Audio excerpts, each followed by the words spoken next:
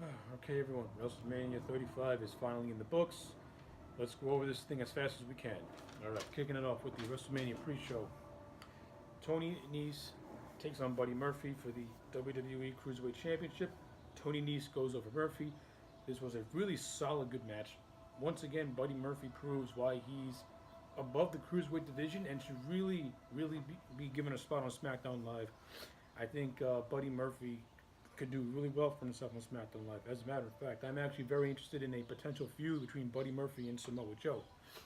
Tony Nese.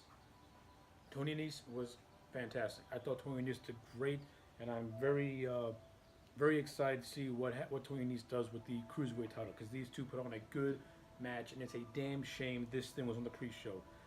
Given the women's tag team title match on the main card was, it's a damn shame that the matches were not reversed because this deserved to be on the main show. That's how good the Cruiserweight title match was between these two. They brought their A game, and that's it. No complaints. The Women's Battle Royal, Carmella wins. Do you really care? Moving on. Raw Tag Team titles. Revival take on Zack Ryder and Kurt Hawkins. Ryder and Hawkins get the tag team titles. Again, the whole storyline of Kurt Hawkins having this losing streak and having that big payoff. I like this match. It was a solid match that you could put on a Raw and it would be decent enough. But again, if this match had more juice to it, actually this match had gotten, like I said, if it gotten TV time from January up to now, then this moment would have meant so much more. Instead, to me, it went over really flat, and it's a damn shame because I like Zack Ryder, and I like Kurt Hawkins, and I like Revival, and these four guys deserve much better. But I'm glad Hawkins and Ryder got a big win for a change because they deserve it, they've earned it. So, despite my complaints, I don't really have a whole lot of complaints, is what I'm trying to get at. Andre the Giant Memorial Battle Royal, Braun Strowman wins. Let's move on because I don't care. All right, main card. Opening match was Brock Lesnar defending the Universal Championship against Seth Rollins. I don't care what your opinion is on this match. I don't care if you loved it. I don't care if you hated it. Want to know why I don't care? Because we finally got a full-time champion. I don't care how the match was executed. We got a full-time champion. I don't care. Seth Rollins beats Brock Lesnar. Raw, the Universal title is no longer being held hostage. Not only that, this was a hot open for WrestleMania. The crowd was excited. Seth Rollins did 3 curb stops and got the big win. There's nothing left to say. There's nothing bad to say. Unless you're a Brock mark and want to see a long-ass match. I'm sorry. And I don't care if Seth Rollins used a low blow. At the end of the day, the Universal title is on Raw permanently for a change. Next match. AJ Styles takes on Randy Orton. I wanted this match to be a dark horse. I wanted Randy Orton to bring his A game. And for the most part, I thought this match was good. Like I said, AJ Styles is not capable of having a bad match. He's capable of having a decent match. And this was a decent match. AJ Styles gets the win. I have no complaints. I thought AJ and Randy Orton, for what this match was, they did fine. I mean, this match could have gotten into more high gear near the end, but it is. And the phenomenal forearm finish to me felt really flat. But overall, the match was decent. It was a solid mid-card match between two capable workers. Next match. The Usos defend the WWE SmackDown Live Tag Team Championships against Aleister Black and Ricochet, The Bar, and Nakamura and Rusev. This match was a cluster. The Usos win. Don't really have a whole lot to say. Next match. Shane McMahon versus Miz in a Falls Count Anywhere match. This match was a train wreck, but it was an entertaining train wreck. I thought this was a very fun brawl, and it was refreshing for a change to see a Falls Count Anywhere match actually not take place in the ring the majority of the time. These guys brawled all over the crowd. You had a good finish with The Miz and Shane McMahon falling to their doom off a scaffold. And Shane McMahon took a lot of crazy sick bumps and really got his ass kicked. And The Miz did pretty good. Of course, the MVP of this match was The Miz's dad and his potato face and his ridiculous fighting stance. Yeah, I had a lot of fun with this match. This was a fun train wreck that was good, and Shane McMahon played his role really well.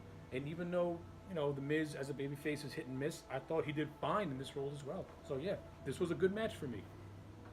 Next up, the icon Sasha Banks and Bailey defend the WWE Women's Tag Team titles against Nia Jackson, Tamina, Beth Phoenix, and Natalia, and the Iconics.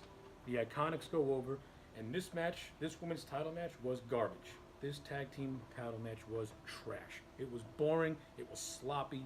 It just was. I was not into it whatsoever. The fact that the cruiserweight title was on the pre-show and this wretched piece of junk was on the main show is embarrassing.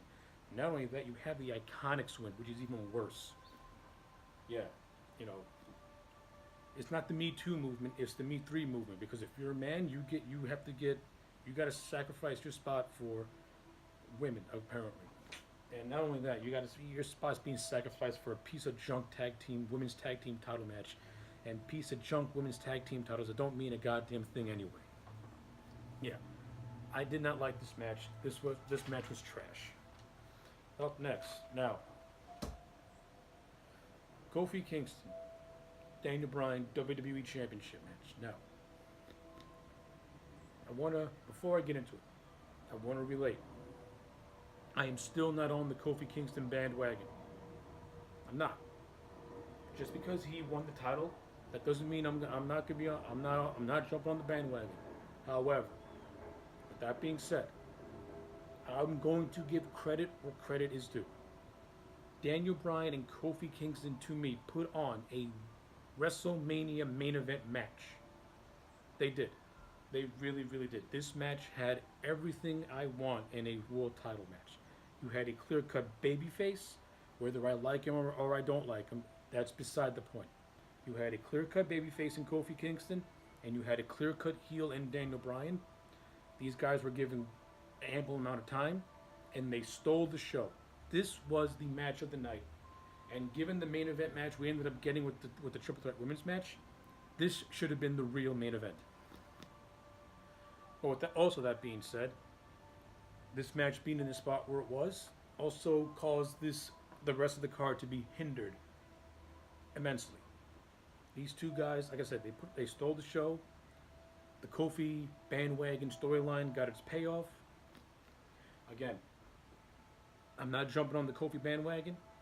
I have my reasons for not being on the bandwagon. I have my reasons for Kofi not winning the champion, for being against Kofi winning the title. It's not because of the color of his skin. It's because I don't like the fact that people are going to be shoving the fact that he's the first black this and first black that, when you're not looking at the bigger picture, which is this man has had a very long career, and this was the payoff to a very long career. Instead, you want to shove the racial political agenda. I'm not for that. I don't care for it. I don't like it. To me, you're pigeonholing this man. Instead of listing off his accomplishments, you're listing off what he did for a specific gender of people. I don't like that shit. I hate it. Because to me, you take away from the moment when you do shit like that. But with all that being said, this was the match of the night. These two stole the show. Daniel Bryan was excellent. Kofi Kingston played his role very, very well. These two guys got great chemistry. And I'll say this. Now that Kofi won the title and it's all said and done, I'll give him a chance. I will see what he does with it. I'll be fair, and I'll be impartial. I'll give Kofi the benefit of the doubt, and I want to see what he does with the world title moving forward. Up next, Samoa Joe versus Rey Mysterio for the WWE United States Championship. Samoa Joe just squashes Rey Mysterio, and I love it. I love it because we're finally establishing Joe as for what he should be, which is the Samoan bulldozer, the monster. And him going in there and beating the shit out of Rey Mysterio in 1 minute, no complaints. I loved it. That's how you showcase a guy like Samoa Joe. He goes in there, he destroys you, and then he leaves. No complaints. Next up, Roman Reigns versus Drew McIntyre. Did not care about the story leading into this match. And of course, Cancer Man goes over, because why not give Drew heat by having him beat Cancer Man, and not only having Drew McIntyre beat Cancer Man, actually having Drew playing up the whole fact of Drew calling himself a Terminator and having him just beat Roman Reigns to a pulp, and actually getting more and actually getting more sympathy on Roman Reigns. You know, he comes back from cancer, yet Drew McIntyre, he's just too much, and he just pummels this man into oblivion. But no, Cancer Man has to get his cancer, his little cheap victory. And to me, this match is where the show went downhill because I knew Roman was going to win and that Drew was going to get screwed, but the hits just keep on coming because we go to the no holds barred match between Triple H and Batista, and this match was 25 minutes of fucking boredom. This match was boring. It was long. It was sluggish. It was lethargic. These two guys stunk up the joint, and if this match does not say no more Triple H in the ring, I don't know what will. I'm sick and tired of seeing Triple H in the ring now. Thank God Batista's last match. I don't want to see him in the ring anymore either. This match was boring. It was garbage. It was trash, and it killed the crowd. That's how boring this fucking match was. I was literally looking at my clock the entire time.